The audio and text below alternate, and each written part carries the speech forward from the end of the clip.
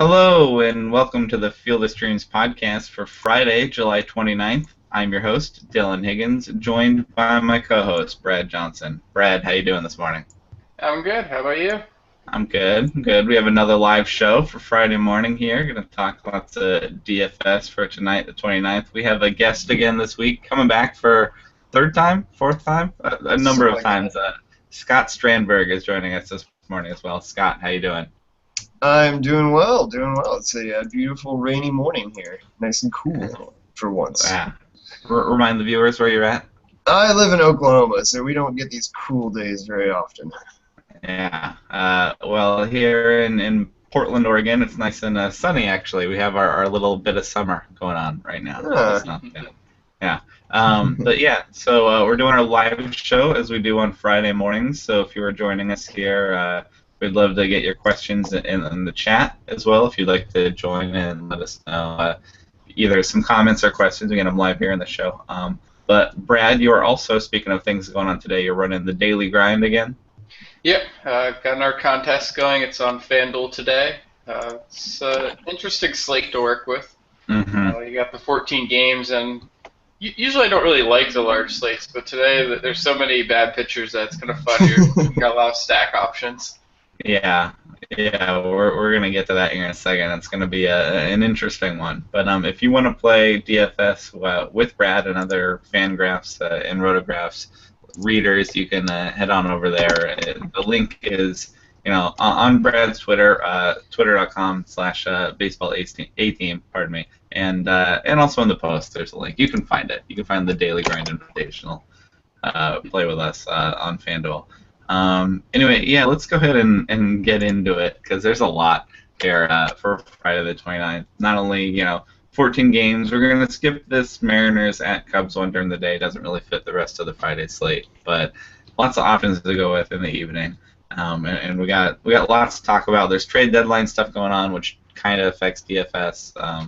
But yeah, let's go ahead and dive in. So, Brad, let's start with you at catcher for Friday. Where do you think you're going to try and go out of your many options? So the expensive end of the pool, that's Jonathan Lucroy. He's getting a lefty. It's at Miller Park. The pitcher is facing Stephen Brault is interesting.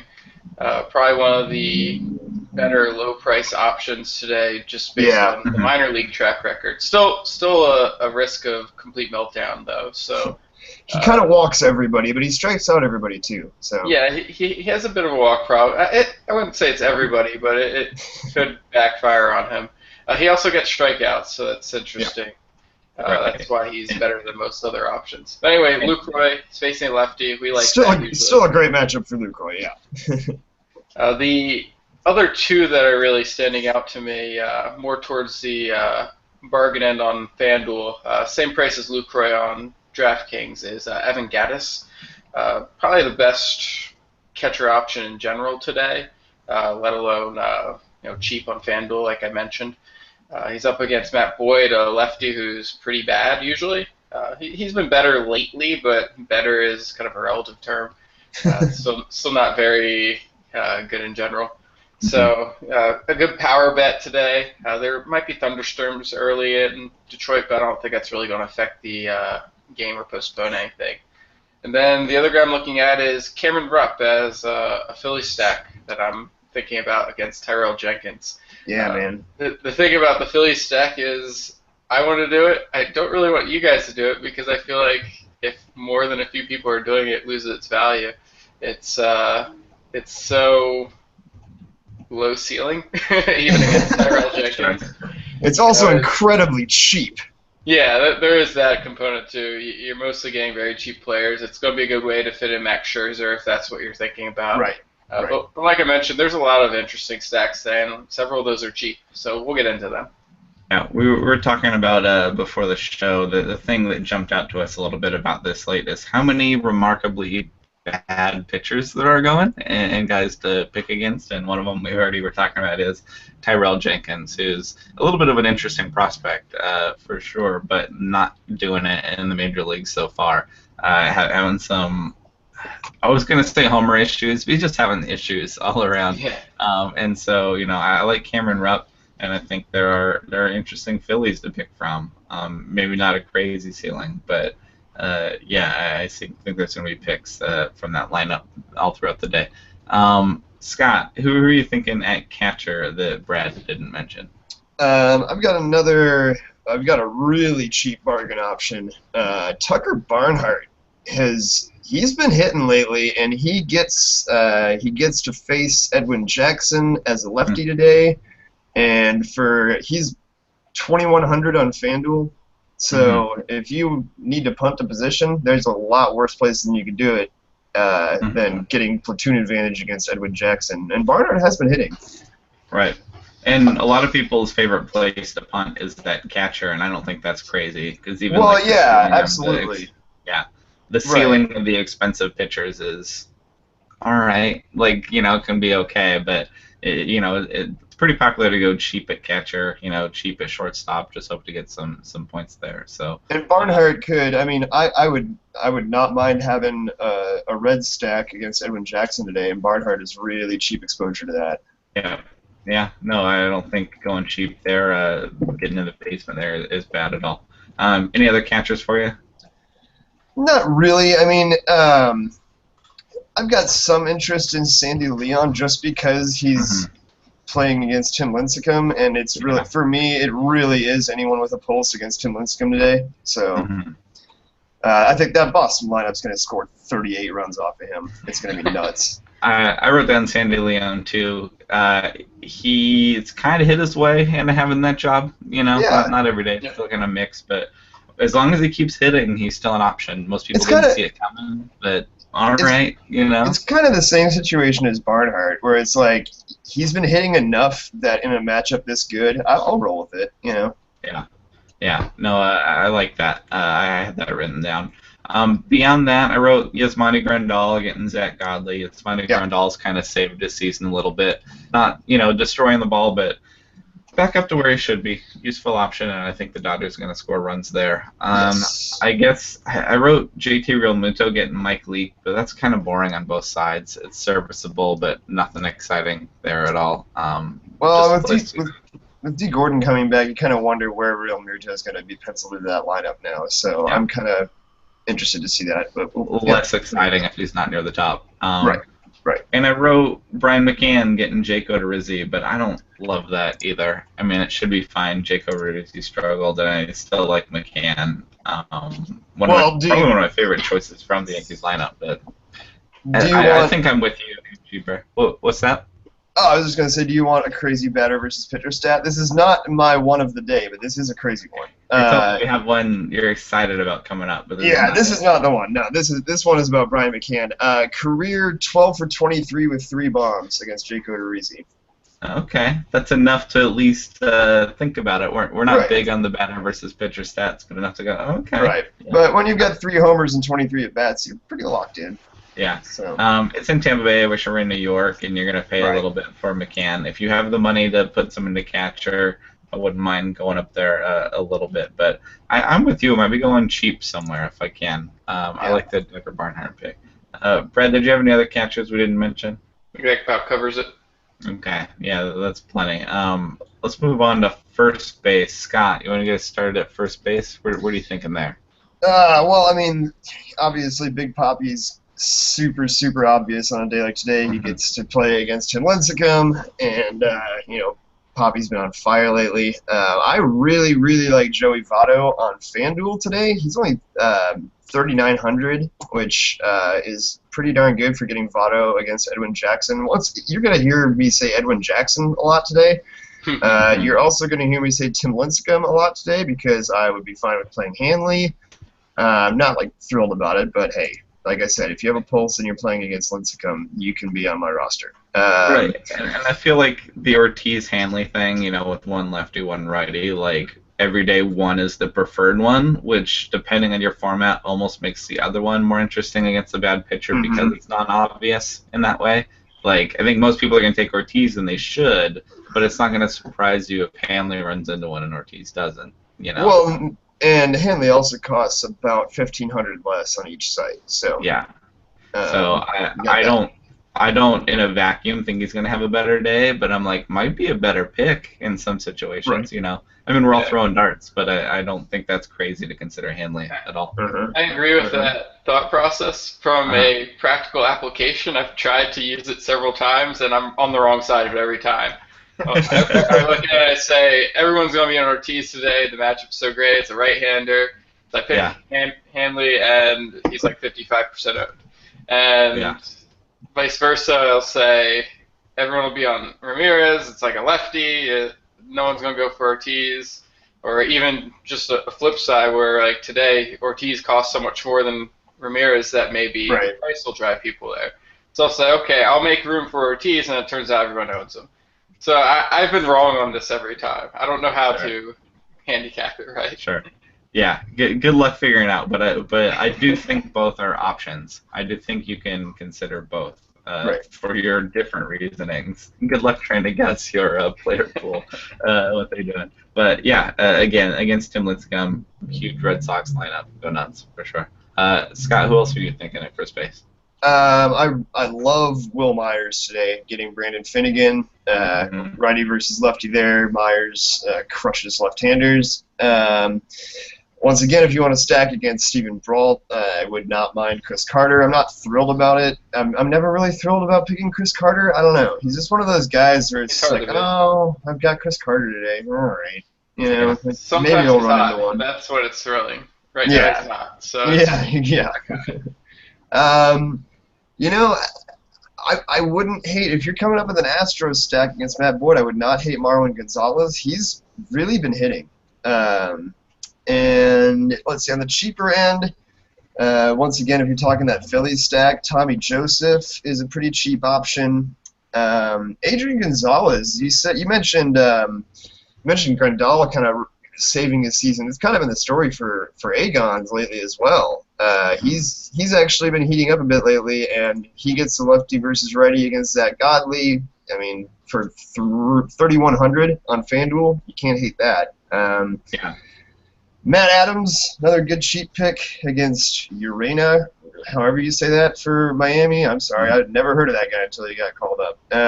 And then He's been bad. Yeah. yeah. And then if you want to go really, really cheap, which I don't know why you would at first base, and Justin Morneau, like 58-year-old Justin Morneau taking on Ricky Nolasco and his 12.8 ERA or whatever. I wouldn't hate that. Yeah. That's about it though. I'm probably paying up for one of those top. I'm probably not paying up all the way for Poppy today, but I'll probably go, like, in my own personal lineups, I'll probably have one of those, like, Votto, Hanley, Myers trio. That's probably where I'm going. You mentioned Tommy Joseph, and I think he's a really interesting player. He's coming up. He has plenty of pop. He's hitting okay. Prefers lefties, Right. but he's getting Tyrell Jenkins, who's just, again, been so bad that I kind of, like, it doesn't matter. Like, I like Tommy Joseph against lefty, but I like most anyone against how bad Tyrell Jenkins has been. Yeah, Tyrell Jenkins has allowed 16 walks while striking out 11 in his 23 innings. Yeah, it's not a good way to start your major league career. Again, I don't think this is a terrible pitcher. He's an interesting prospect who could figure it out one day. He's just not ready. Yeah. No, not so far. Not in those 23 innings. Brad, who do you like at first base that we haven't brought up yet? Well, you've touched upon pretty much the bulk of the crowd. Mhm. Joseph was actually one of the guys I was focused on, too. I mentioned interest in a Philly stack today. He's on a 40 to 45 homer pace. The average isn't going to be there. There's no real OBP, so he's an all-or-nothing type pick. Against a guy like Jenkins, it's a good choice. A good day to use him because if any of you had focused in on Eno's article about home run fly ball rates and kind of predicting which guys are able to control that, Jenkins was one of the bottom five. Is right there with Chris Young as just someone who gives up way too many balls that should go out of the park. So Joseph, again, a good matchup against Tyrell Jenkins. Yeah. Mm-hmm. And he does prefer lefties, but he still has plenty of pop against righties. And when you're playing daily, I don't really care if you're like a low OBP guy. If I'm looking at a power bat, I don't really care if your OBP is under 300 because I'm playing you for one day and I want you to hit a homer. Right. Yeah, it's that Chris Carter play, I feel Yeah. like, which I also wrote down Chris Davis, and in my mind, baby Chris Davis is Pedro Alvarez, and they both get Marco Estrada, and they're two guys that can go 0 for 4, and Marco Estrada is a pretty good pitcher, but he gives up his homers, not as many as he used to. But if you're homer hunting, I think that they are places you can go. I could see them running into one in Toronto. It's not my favorite pick of the day at all, but when you mentioned that strategy, I'm like, yeah, that's why I wrote down Chris Davis and Pedro Alvarez. It's just Right. hoping that they get one of those, connect on one of those fly balls Estrada gives up, and that it goes somewhere. I wrote down Miguel Cabrera getting Colin McHugh. Colin McHugh's gotten a little bit better, but Miggy just beat up righties this year quite a bit that I would at least think about it. And Colin McHugh's better, but not so much I'm trusting him in Detroit. I wrote down Eric Hosmer getting AJ Griffin because Griffin has just struggled with lefties so much that I can see that. Griffin's actually been pretty good against righties, which has been surprising, but there's definitely been splits there. So I don't love the Royals lineup, but I can see Hosmer doing just fine. Wrote Carlos Santana getting Kendall Graveman because why not? Kendall Graveman's been so bad that if you want to take Santana, who's a little bit interesting, they keep playing out near the top of the lineup for whatever reason. Are you not as excited about that? I am getting a lot less. I am officially no longer comfortable stacking against Kendall Graveman. Have you seen what he's done in the last month? The dude has been lights out, and he's not a good pitcher, so I don't expect that to continue. But he's at the point where like I'm not playing DFS hitters against him, but I'm also not even considering using him as a pitcher in my lineup. You know what I mean? He's in that obnoxious gray area in the middle Yep. where you're like, oh, Yeah, no, you're kind of good, but not enough for me to trust you. He's definitely been better. It's like the Giordano Ventura realm, Yeah. Looking at his stats, you're right, he's been good over the last month. His ERA is 4.15, which is not impressive, but that's actually really impressive considering where it was earlier this year. Yeah. I'm like, oh, you must have been really good because bringing it all the way down to 4.15, he was real bad. So I admit I had not been paying that close attention to Kendall Graveman, and that's. Well, I can't blame you. Yeah. The only other name I had at first base that we hadn't mentioned, and this is whether you want to talk about him at first base or not, Joey Gallo's been playing some first base, and he gets Edinson Volquez, and he's kind of the ultimate, Chris Davis, Chris Carter, could go 0 for 4, could run into one for you type player. And there's not a lot of analysis on him other than that. Is he the most boom or bust first base guy, if you're talking about him at first base? Brad, do you like Joey Gallo at all? Yeah, I was looking at him in the outfield. FanDuel has him there for 2,000, which I think is well worth the dice throw. Obviously, there's a high risk of a 4 strikeout night where you don't even get contact in play. But there's also 2 homer upside, and against Volquez, ground ball pitcher, he's a fly ball hitter. Usually favors the hitter when those 2 conditions interact. So. I don't hate the matchup. I thought he would do well against Ventura too, and he didn't. So, that's something to keep in mind as well. Yeah, I mean for 2,000, you're like anything above a 0 is fine. You're okay with getting a 0 out of your $2,000 guy. So yeah, you really don't need much to get a return on that. Yeah. Did you have any other first baseman we hadn't touched on? I think we've hit on pretty much everyone who's playable. Yeah, a lot of options at first base as always. How about second base, Brad? Anywhere you're excited about? I only had a handful of names. Yeah, I don't have a long list either. I'd consider either Rougned Odor or Profar up against Edinson Volquez. I think a Texas stack works, even though Volquez isn't the most exploitable pitcher. Maybe because he's not the most exploitable even. There's so many stackable lineups that Texas might get overlooked even though they have pretty good offensive potential. The downside there is Royals still have a fairly good bullpen, and in today's realm of baseball, I'm starting to manage bullpens more than starting pitcher. So I don't know. It's something to keep in mind. There's an option to go with the Texas stack or maybe stay away from it. Also, like we've talked about Phillies and targeting the Braves. I like Cesar Hernandez, and the reason I like him, leads off for the Phillies, so if that stack works, he's going to get his 5 plate appearances. Braves are also really terrible at holding base runners, and Hernandez is one of maybe 2 guys in the Phillies who's really a threat to steal bases and steal multiple bases in a game. So I like that potential of actually running, getting on base a couple times against Jenkins, and then taking 1 or 2 bases on the base paths. So those are some of the main ones I'm looking at. Obviously, you got Jose Altuve at the top end against Matt Boyd. I think if you have money for that, it's pretty damn exciting. You should go ahead and get it. Yeah, I like that. I like both Altuve and Cesar Hernandez, given both sides. If you can get in, Altuve, that's the big money one. Nothing not to like about him getting a lefty. And then the Cesar Hernandez one I didn't have written down, but I really like that. I like leadoff guys and stacks. If you're like, if things go well for him and for the team, he could be scoring 2-3 runs. Not to mention running on the likes of Tyler Flowers or AJ Brzezinski. Scott, who are you thinking about at second base? Who jumps off the page to you? My favorite pick on FanDuel today is Daniel Murphy because he gets Samardzija, who has just unbelievable splits this year. If you are left-handed and you're facing Jeff Samardzija, he has about a 1% chance of getting you out.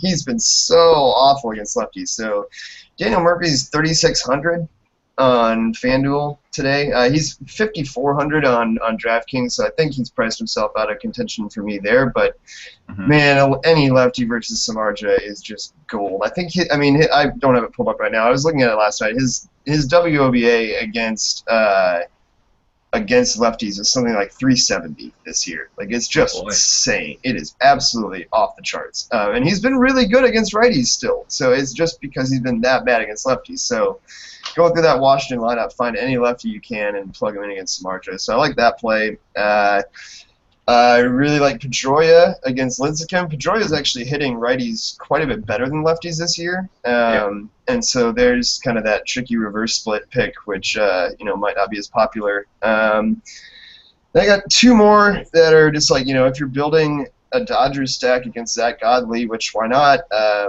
Howie Kendrick has been hitting. Once again, this entire Dodgers team is kind of resurrecting their season offensively, because we're talking, this is the 3rd guy in 3 positions that we're talking about who's like, oh my gosh, he's finally hitting. And it's a small sample size, but Godley has really, really severe reverse platoons. He has a 383 WOBA against right-handers. So Howie Kendrick is an option, of course, only if you're building a Dodgers stack. And then just one random one I'll throw out. Brian Dozier, Jose Quintana's good. And, the Twins do have the ability to put up some damage against lefties, but I usually like to play them against fringy lefties and not good lefties that consistently dominate them like Quintana does. But Brian Dozier is the guy in that lineup who has Quintana's number. He kills left-handers in general, and he's got 4 homers already against Quintana in his career. So I would think about Dozier just for a one-off, but I'm not stacking the Twins today. I looked at that a little bit, and I was like, man, I like all these Twins guys against lefties, but I'm like, Quintana's a good one.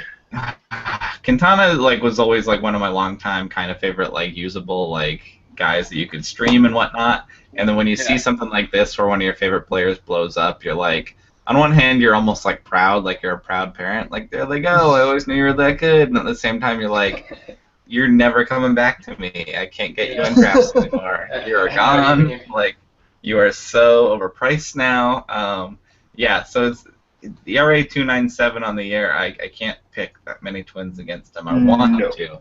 I have the weird opposite pride now, where I'm like, man, I like streaming against you too, and I can't do that. So I like Brian Dozier. Definitely can hit lefties real well. But I'm with you in that kind of hesitation. Against Quintana.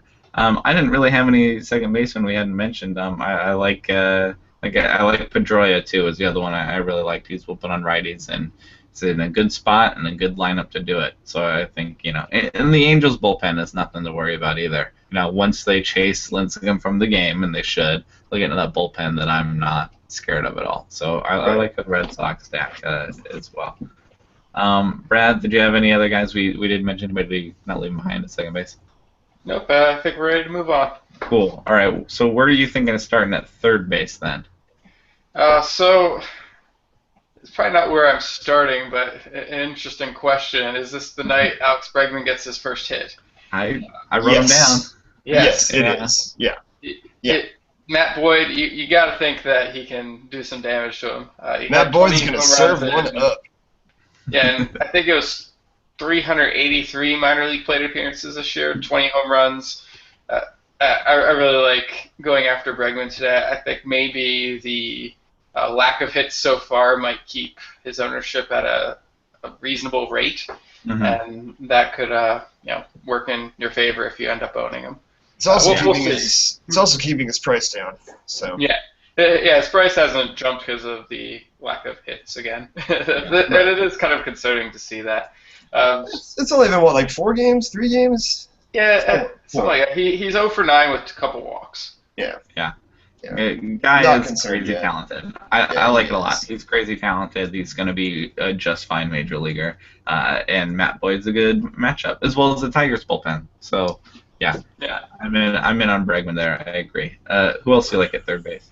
On FanDuel, Nolan Arenado is 3,000, and normally I wouldn't go after Steven Matz or Rockies in general outside of Coors, but I think for 3,000 against a lefty who he has the bone spurs, he's been inconsistent since that's come out as a problem. The price is right for me to give it a shot. If you want someone you know has a ton of power, can hit lefties, and doesn't really mind hitting outside of Coors. Obviously, his numbers are worse than at Coors, but he's still fine on the road. Yeah. Arenado's a nice choice. He's $300 more than Bregman. I think that makes a lot of sense to try. Yeah, I do too. Yeah, I like that. I agree. I have the same little, that's away from Coors hesitation, and Steven Matz is, good, not great, but also he's too talented. He's just like an elite third base option. Should be just fine, even in that situation. Right. Yeah. Who else do you think at third base? Michael Franco to continue the Philly stack. Yep. Great power bat against a pitcher who allows home runs. Nothing really more to it. Yeah, no, I like that for sure. Scott, where are you looking at third base? Well, we've actually not mentioned I labeled this as Scott's under the radar blue chip stud of the day. So Okay. So my under the radar blue chip stud of the day is Justin Turner. $3,600 on FanDuel. He's $5,000 on DraftKings, but still versus righty against Zach Godley. Turner very, very strongly prefers same-handed pitching. Very strongly prefers getting a righty. And as it turns out, Zach Godley has ridiculously massive reverse platoons. So you've got a righty in Justin Turner who heavily prefers hitting against righties, and Turner's been hitting the ball out of the park lately. So you got a guy who's a right-hander that loves facing righties against a right-hander who hates pitching to righties. I think that's going to be a really under-owned play, and that is the perfect storm for a 2-homer game for Justin Turner. Right? Yeah, it's nice when you see how those splits line up. You're like, this guy gets that guy, and good, circle that one then. And especially when it's not obvious like that. When you look at the righty versus righty, and even if you know that Turner is really good against righties, it's like, but then you see that Godley has this, terrible 383 WOVA against righties, and you're just like, man, that matches up. So the other ones I had, Jed Jerko on FanDuel only. He's $2,900, and he's been crushing lately. I think does he have 7 home runs in the last 9 games, something like that? I can check for you, but it's a lot. I know it's a lot, and against the Marlins guy, Urena. Jose Urena. Yeah. Jose Urena. Yeah. Yep. I obviously know. I obviously know a lot about Jose Urena. If you guys haven't noticed yet. But Jed Jerko. I mean, On DraftKings, they've got him at $4,900, which seems like they've jacked that a little high. But on FanDuel for DraftKings is very sensitive. yes, they are. They're touchy. But yeah, on FanDuel for $2,900, I think that's a great bargain. I also, if you're looking for a Brewers stack, which I'm really not, but if you are, Hernan Perez crushes left-handers, and he gets Stephen Brault today. So I think Perez just went yard last night, so wouldn't be surprised if he does that again. Sure. That's about it for me. But yeah, I love my favorites are Justin Turner. I'm really on Justin Turner today. If I want to save some money, I'm definitely going to go down to Bregman, I believe. Also, if you're building a Boston stack, Travis Shaw, getting Lincecum, why not? Yeah, I wrote that too. Just exactly that. The Boston stack, he gets Lincecum, he can handle righties. That should be fun. Yep. Brad, any other third baseman for you we didn't mention? I don't really see any that are really jumping off the page. Yeah. There's always your top end options like Machado and Donaldson that you can use in any matchup. Mm-hmm.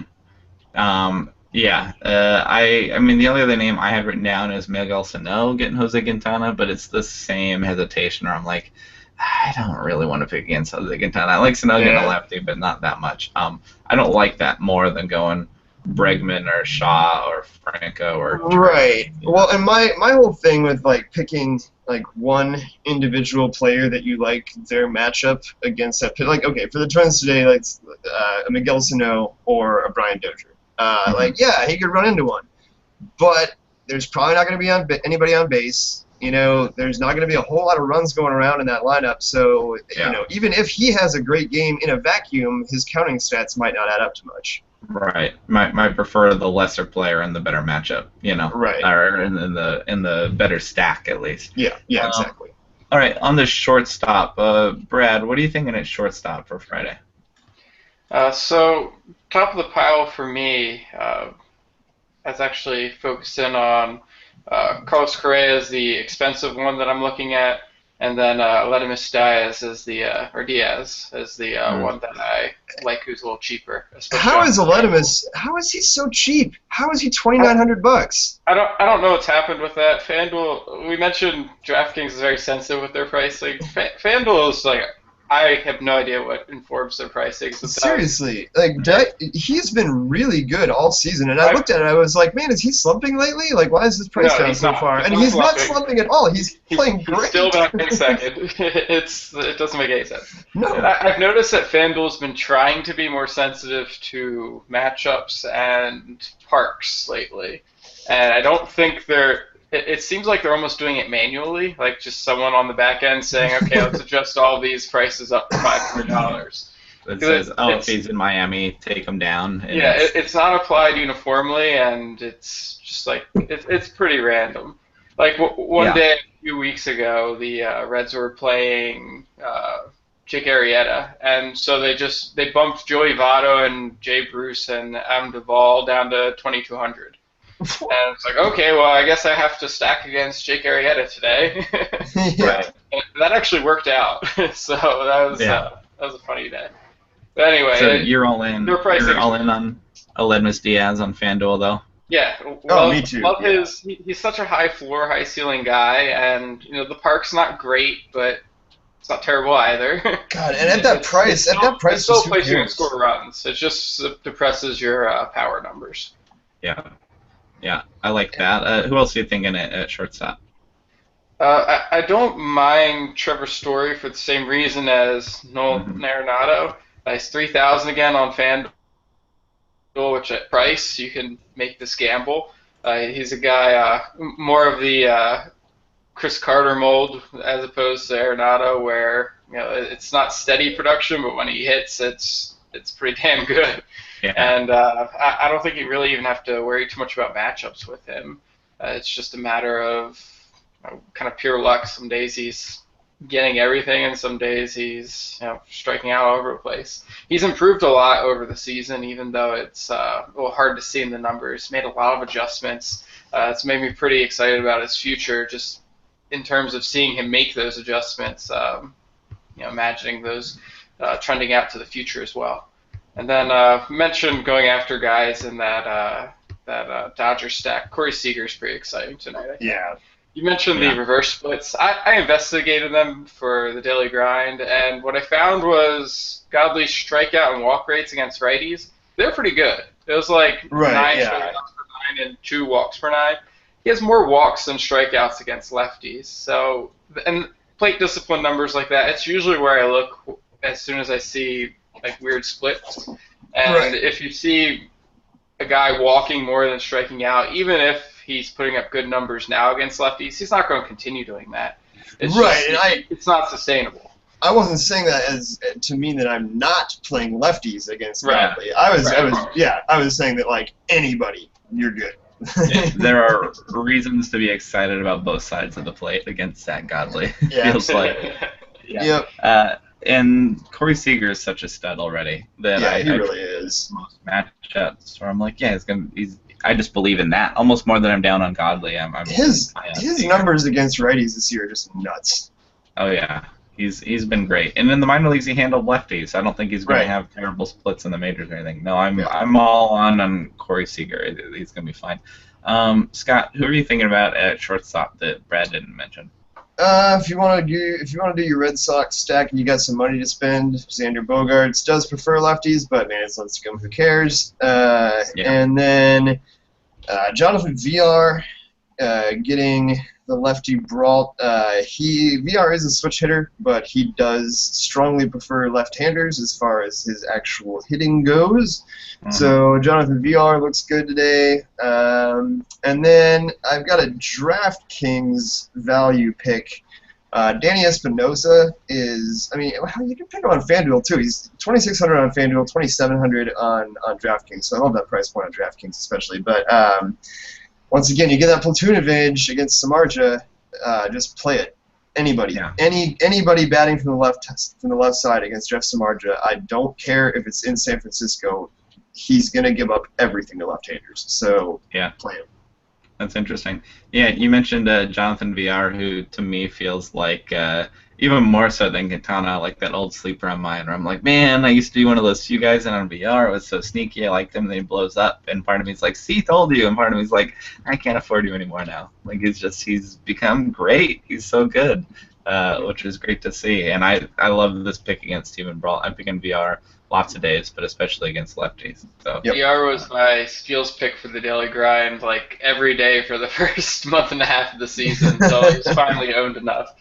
Yeah. And every day I was just saying, pick him up. Stop waiting. Me, and Matt did our preseason show to start the year, and I was like, "Who's your sleeper guy for the year that you think you might end up using a lot?" And I'm tooting my own horn here, but I was like, like VR, he'll be a fun, sneaky guy. And now it's like, he's a mainstay, can't afford guy. He's not even sneaky. He's just fun. Yeah, he's the Brewers team. For being pretty bad, the Brewers are really fun. They run a lot. They strike out a lot. They hit. There's some power there. There's interesting guys all up and down the Brewers in some places. For now. For now. Yeah. Let's talk next week, and that might not be true anymore. I'm not saying I wish I were a Brewers fan, but it's an interesting team for sure. Yeah. Brad, were there any other shortstops for you before we move on? I don't think so. Yeah. We can move along, I think. Yeah, there's plenty of options there. All right, in the outfield, I started with, you can think about George Springer, getting Matt Boyd. George Springer loves lefties, should be just fine there in Detroit. I wrote basically Cardinals outfielders against Urena. If you want Matt Holliday or Steven Piscotty especially, they're going to do just fine. I don't care that it's in Miami. They're both plenty talented, and Jose Urena, he has a few starts under his belt. He's mostly a swing man, and he's not doing great in the bullpen or starting, so it's going to be fine. I wrote down Phillies outfield, and it's fun when I get to write just the stack, but Phillies outfield gets Tyrell Jenkins. Odubel Herrera we know is a stud, and I'll do just fine. Cody Ashe is down in the lineup, but has been okay. Aaron Altherr is back. I'm not sure I'm pronouncing that right, but Aaron Altherr is back, and was great before, and now he's healthy again, and already has the homer, and going to become an interesting pick soon. Scott, what you got on Aaron? Well, I have Altherr labeled as my insane value play. Okay. because he's a must play today. Dude, he's bare minimum on FanDuel. Facing Tyrell Jenkins. Alther actually prefers right-handed pitching, and like you said, he already blew up last night in his first game back. So yeah, for the absolute bare minimum, God, that Philly stack is so cheap. I love it.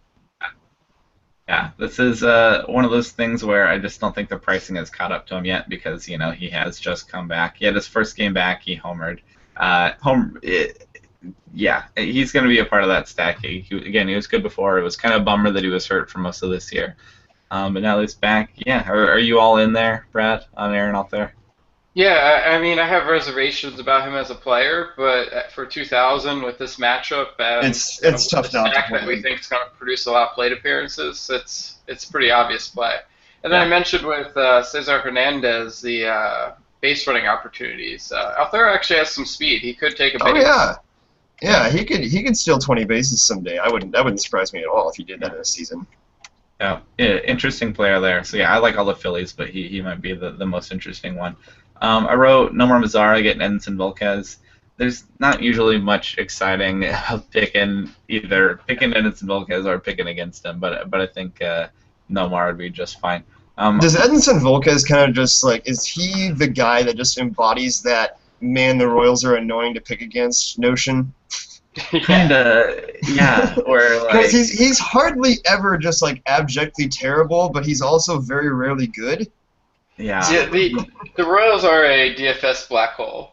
Yeah, they really are. Pitchers, you can't pick against them. They're no fun. They are no fun. You can't really use their lineup because it's not productive, but they don't strike out enough to use pitchers against them. Exactly. Yeah. There's nothing fun about that. I wrote down Nomar Mazara, and I'm like, he hits righties. He's a talented guy.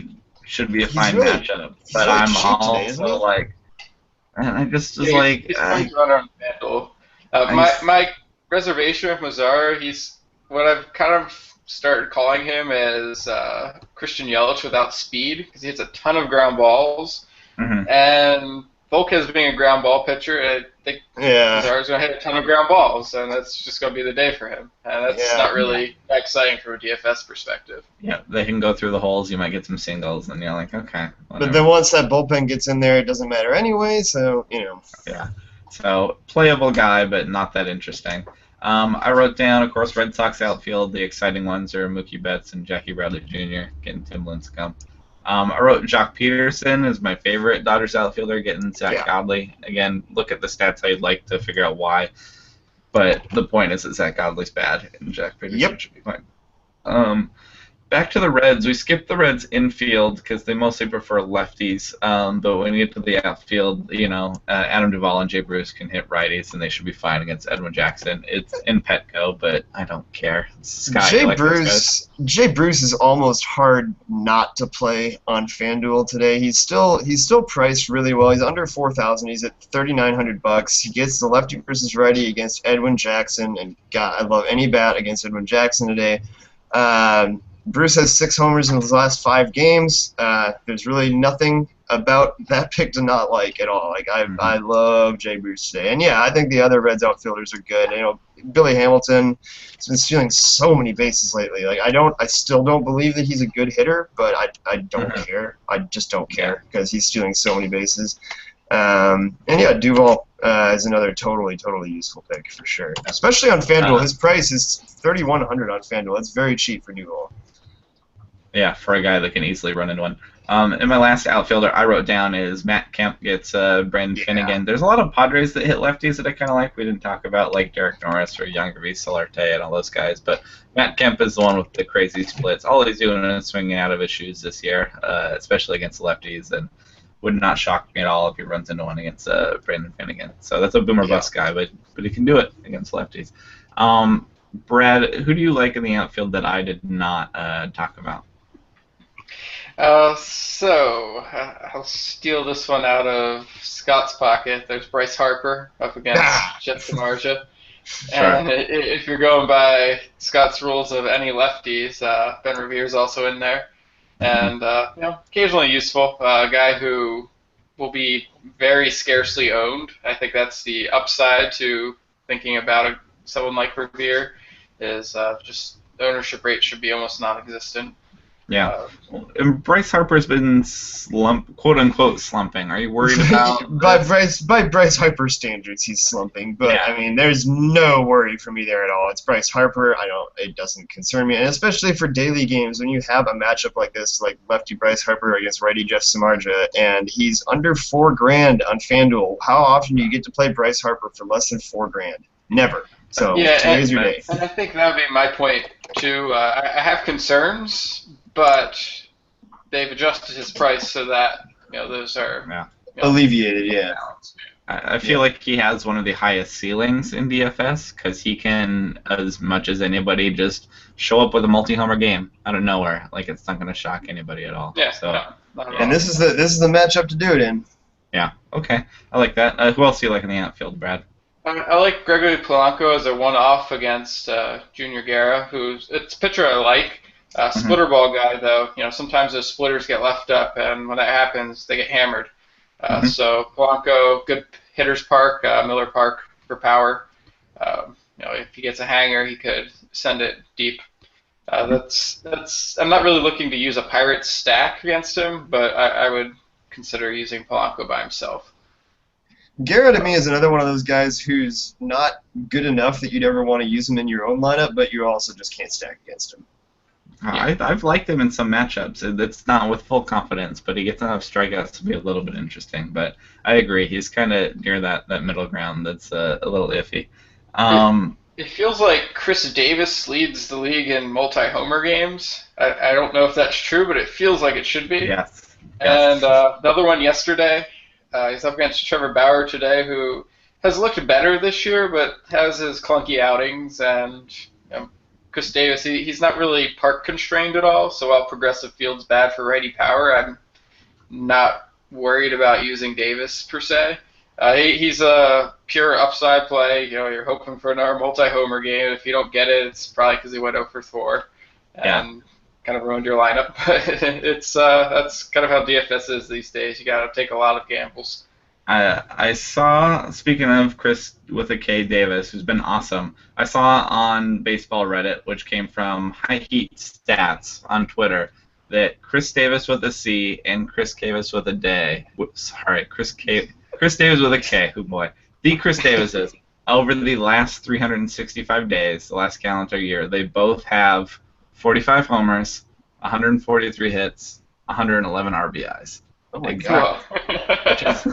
One is a weird anomaly, just that they would have the same number of home runs, hits, and RBIs for the last calendar year. Also, the point is, Chris Davis with a K has been awesome. Yeah, I think it's also, as I was pointing out, 45 homers in the last year, 111 RBIs. I mean, very streaky player. They're both very streaky, so it's kind of, I don't know. That's a weird anomaly for two guys that are separated by a C and a K.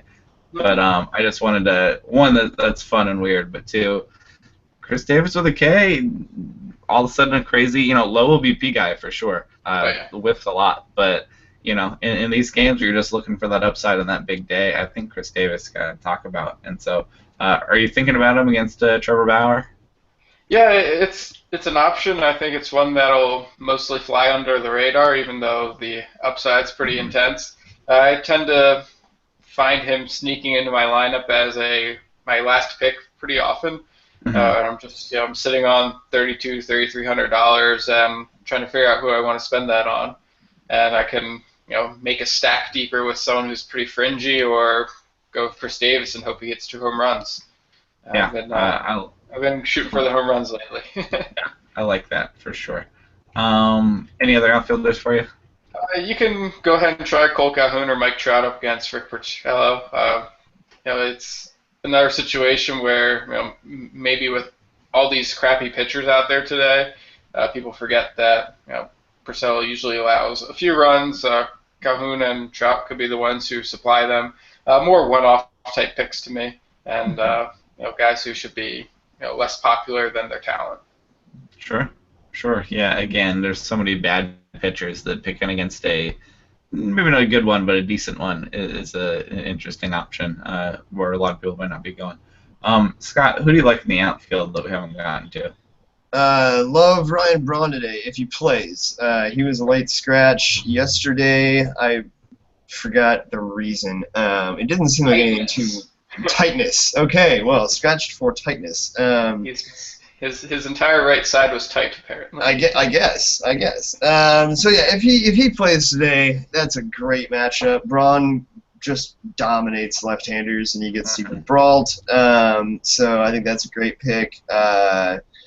Like Adam Eaton is kind of a mid-range price. Once again, one of those guys that, like, if you're sitting on like $3,300, like, God, who do I spend this on? Like, Adam Eaton against Ricky Nolasco.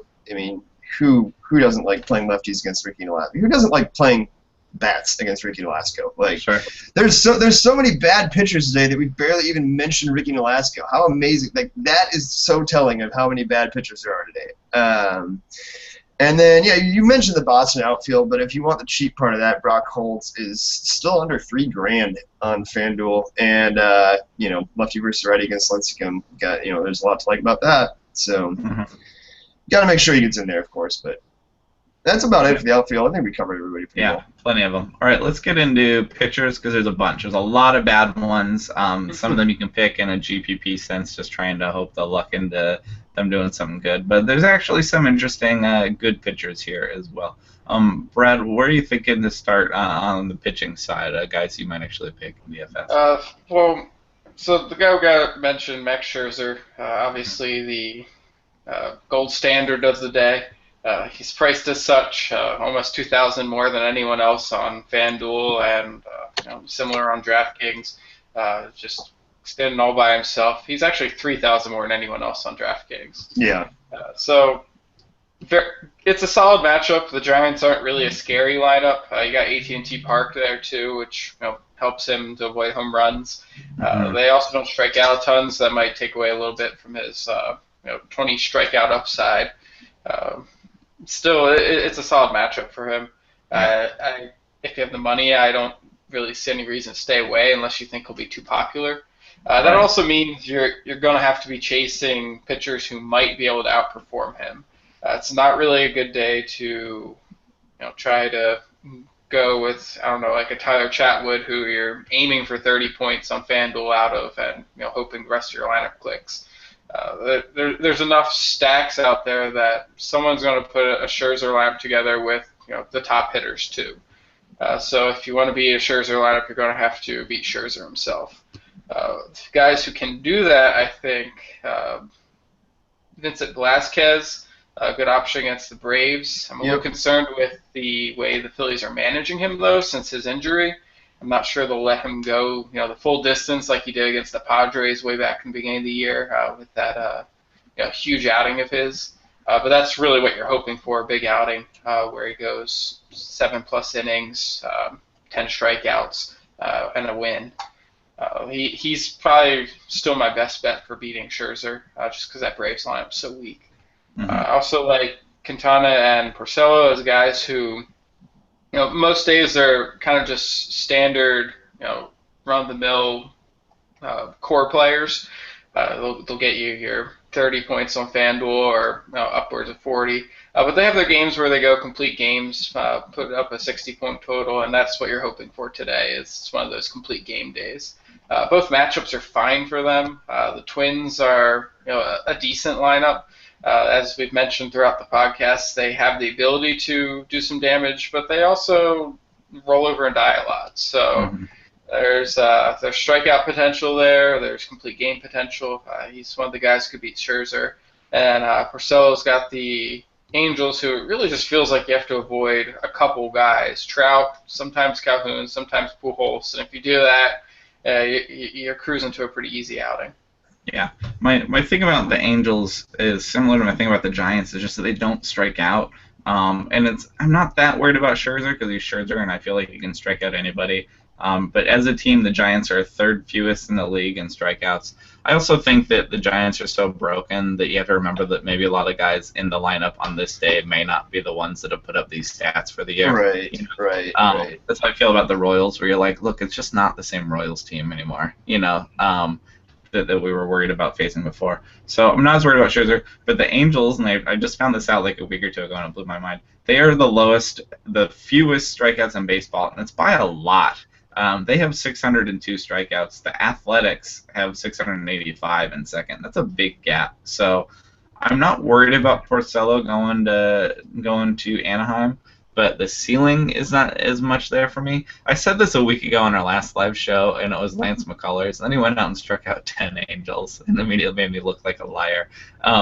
But I'm not staying away. I'm just thinking twice. That said, I agree that the Angels aren't that good, and so I think he could have.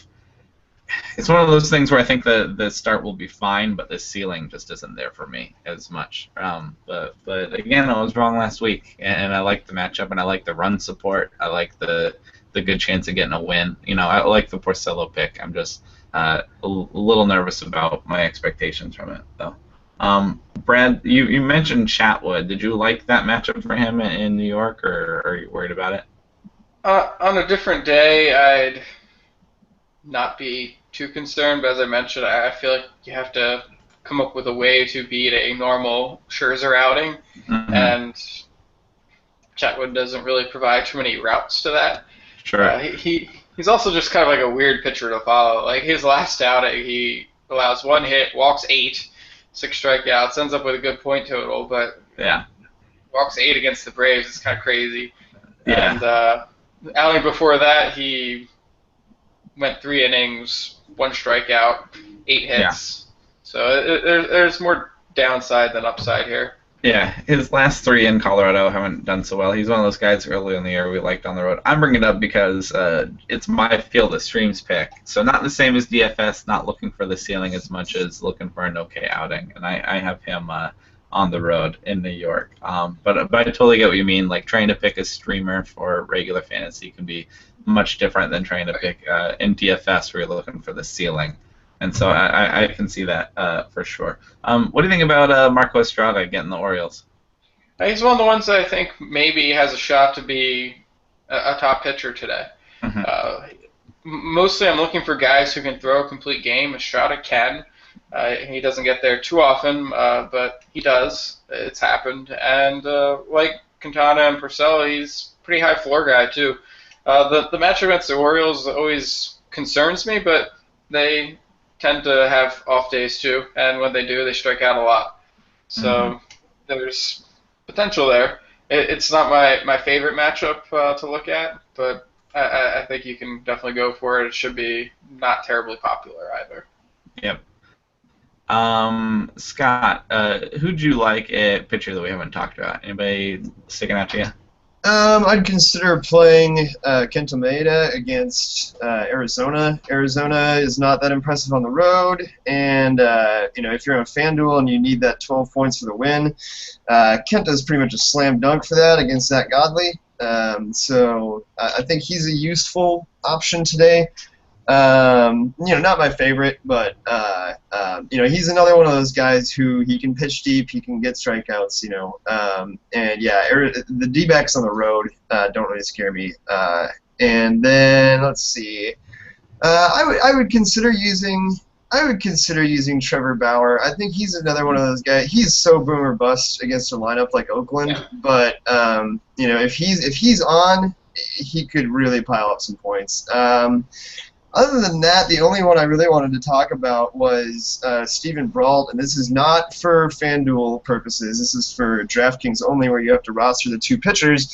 If you're on DraftKings today, I really, really like the combination of Max Scherzer and Steven Brault, because Steven Brault costs $4,100 on DraftKings, which is just unbelievably low. I think it's $100 above the DraftKings minimum for a pitcher, and he has control issues, as we mentioned, and I mean, obviously, we like a lot of the Milwaukee hitters against him because he's a lefty, and they do hit lefties pretty better than they hit righties, and also, he's not that impressive. But one thing I'm looking out for today is if Ryan Braun is out of the lineup again, I like Steven Brault a whole lot more. And secondly, he's got control issues, but he's got 16 strikeouts in his last 2 starts in AAA. He went 6 innings in each of those starts and averaged 8 strikeouts in each of those outings. So he really has some upside for an absolute bare minimum salary. So yeah, like I said, I'm not playing him on FanDuel. I'm not spending $6,400 and making Steven Brault my only pitcher. I'm not doing that. But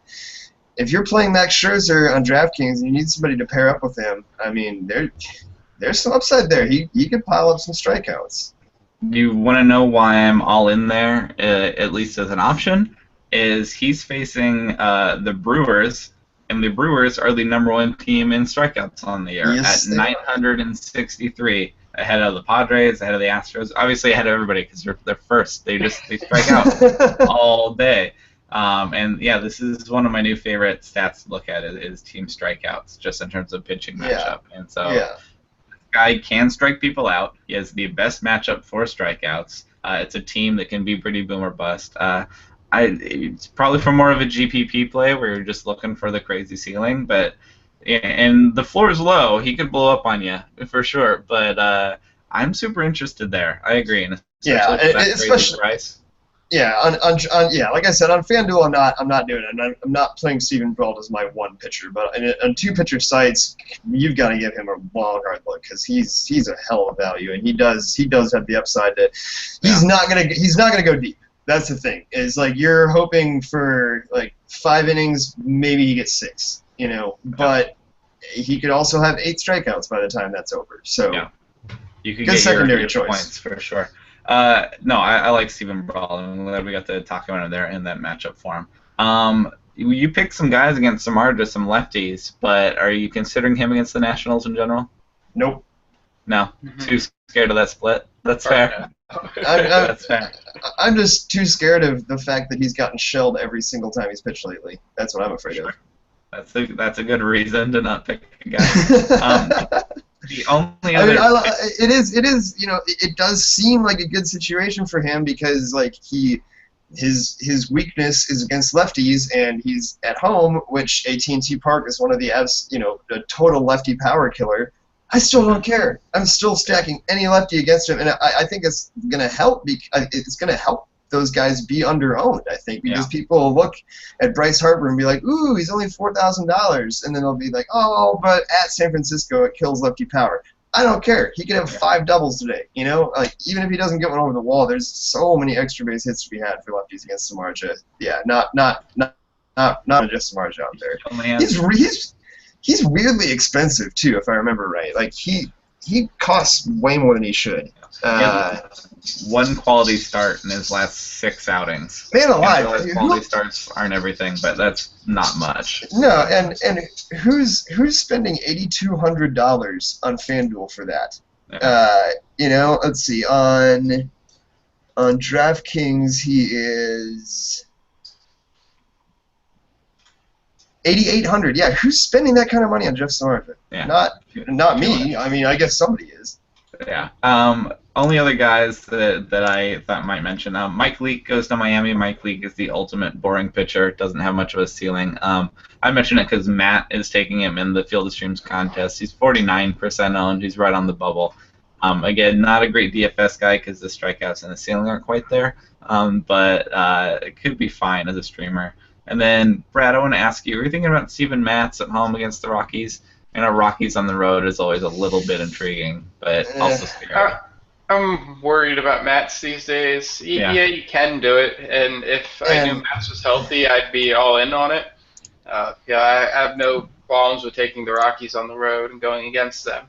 But with Matz kind of looking shaky, I'm not too comfortable with it.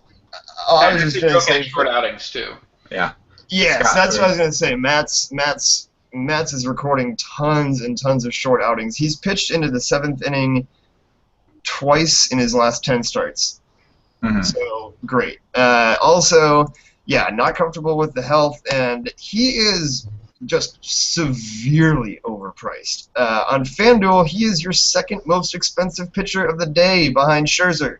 You got to spend $9,700 to get Steven Matz, to get a possibly injured Steven, $9,700. On DraftKings, you're looking at $8,500. So that's won't go deep and gets the Rockies. Yeah. Right. Yeah. Second most expensive pitcher on the slate. Who priced that? I don't know. Yeah. Brad, did you have any other pitchers that we didn't mention? I think we've hit them all. Yeah. I think. Did we talk about Junior Guerra at all? We that much though. I mean, I like him. He gets strikeouts. He gets the Pirates. The Pirates don't really scare me much. Do they scare Yeah. you? He's a guy I think could get to 50 plus FanDuel points. Be in the range of Max Scherzer, even though he costs a lot less. Yeah. The Pirates, they have a mid-tier lineup. It's not a hitter's park. It's not ideal, but I'm not afraid of using him. Right. As much as we like Steven Brault, it's not going to shock anybody if the Brewers blow him up either. Oh Yeah. yeah. Brault's interesting. Yeah, I wouldn't say that he's a confident pick by any means. I mean, yeah, like on DraftKings for bare minimum pitcher price, he's a fantastic second pitcher choice. But that doesn't mean I necessarily love the matchup for him. I mean, he could get rocked. There's definitely a chance of that. So Junior Guerra is interesting. Okay, that should about do it for us for all the Friday picks. Scott, did I miss your hitter versus pitcher stat of the day that you're excited about? Oh my God! Yeah. Oh, thank you for reminding me. That's wonderful. So we were talking about how terrible Matt Boyd is, and how there's a lot of options for really good Houston stacks today. I wanted to illustrate. This is my completely ridiculous batter versus pitcher stat of the week. Matt Boyd is so bad that Colby Rasmus is 2 for 2 off of him this year, which, I mean, that's amazing for Colby Rasmus to even hit 2 singles off the lefty. But Colby Rasmus, 2 for 2, 2 home runs against Matt Boyd this year. So, now, as it turns out, those are the only 2 home runs that Rasmus has hit against lefties all year. He has 2 home runs. They both came off Matt Boyd in the same game in back-to-back at-bats, all right? As is, Rasmus is hitting 167, 263, 288 against lefties. So that's a 551 OPS. Okay.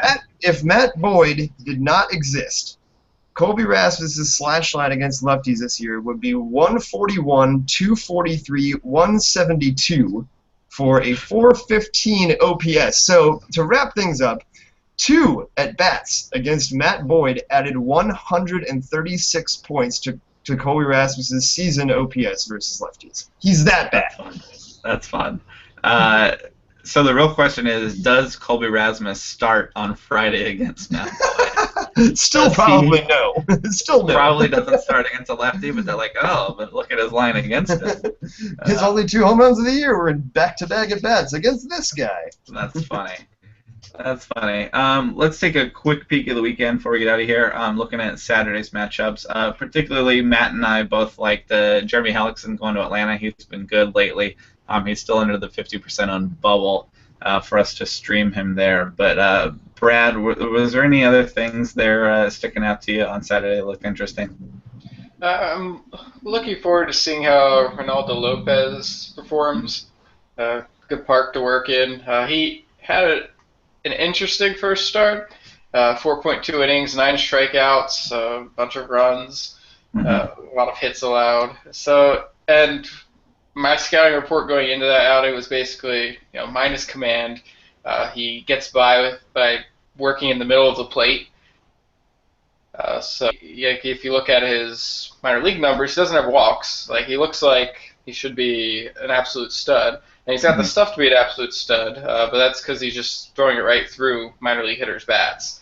You can't really get away with that in the majors, so hopefully we'll start to see him work the edges a little more. And as I mentioned, the command's minus, so you almost hope to see him walk more guys because it means that he's staying away from the middle of the plate. Mm-hmm. Yeah, I can see that too. I also like Anthony DeSclafani going to San Diego, getting the Padres right in San Diego. He's been confident enough that I like that matchup. Anything on Saturday jump out to you, Scott? I forgot to look, so no. No? All right. Well, that's all right. Let's peek at Sunday real quick, too. On Sunday, I have my eye on Blake Snell at home against the Yankees. I don't think they hit lefties that well. I've tried playing him a couple of times this year. He's got upside for sure. Yeah. And the Yankees, there. Man, the Yankees just that lineup is not as good as the names would suggest. That's for darn sure. They're down there. So he's my streaming option. I'm also interested in Jared Eichhoff going to Atlanta. As bad as Atlanta is, they have a lot of lefties though, and that's its weakness. So Eichhoff's pretty darn good though. He's pretty good. He is. That's an interesting against lefties too. after the start of the season have been pretty even. Yeah, I'm taking Snell. I'm interested in that matchup there. But Matt is going with the return of Homer Bailey, and he gets a soft landing spot going to San Diego. Also, if I like DeSclafani, I have to at least, more of a streaming option than a DFS option. But Homer Bailey's back, and he gets San Diego, and that's. I'm gonna look up when the last Homer Bailey start was. It seems like It's been a while, man. It's been a long time. It was early 2015, I think. Yeah. We got like 2 of them in there. Yeah, that's right. I remember that because I drafted him that year, in several leagues. And it was I took him as a sleeper too. This is a guy who could put up ace numbers and he costs $1. Yeah. And then he slept his way to 3 strikeouts on the season. The other thing on Sunday, Rich Hill is back. Hopefully, maybe. It's your boy Rich Hill. He's still on my roster, sitting there day to day, not on the DL. But anytime he's back and he's pitching, he's interesting. I want to see him be good, and I want to see him traded to a contender, and I want to see him pitching in October. That's going to be fun. I just want him to be healthy, that's all. Brad, anything stick out to you on Sunday? Looks interesting. Really looking forward to the Stephen Wright versus Tyler Skaggs game. Nice challenge for Skaggs against the Red Sox. Definitely going to be a good test to see where he's at.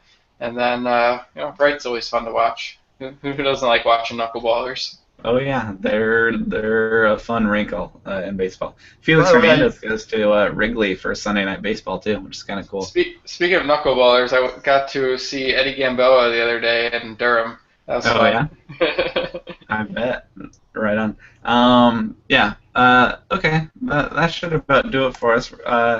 Brad is on Twitter at BaseballAteam. Brad, you got anything special going on lately? Just more of Dynasty stuff? More of the same. Today, my big thing is deciding if I want to upgrade to Windows 10 or not. That's the last day I get to decide. So. My anecdotal opinion is it took a few days to get used to it, and it's fine. I'm fine that's what I figured it would be like. And I think it's easy to go back to Windows 7 if I want to. So. Yeah. I like it just fine. Yeah. So Brad is on Twitter at BaseballAteam. let him know what you thought of the Windows 10 upgrade. And also your DFS questions and your Dynasty stuff. And Brad writes all over. Go join him there. Join the daily grind. Use his picks he picked today against him. Basically, there is what you can do there. Scott is on Twitter at Scott Strandberg. Scott, what do you got going on lately? Baseball-wise, I wrote about, I wrote something about Ryan Schimpf on Monday. Red hot Ryan Schimpf.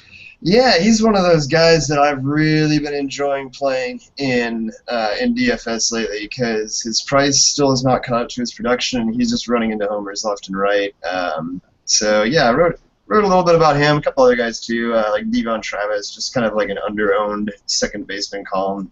Jed Jerko was in there too.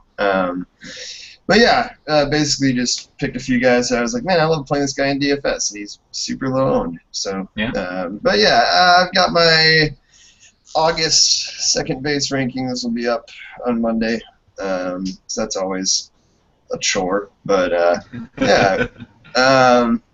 other than that, not a lot, man. Super boring stuff other than that.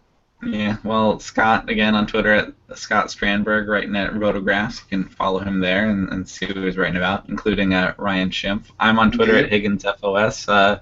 Love getting feedback about the show. Love hearing from the listeners. But, that should do it for us for the weekend. Thanks for listening. Thanks for joining us. Good luck with your picks, and we will see you guys on Monday.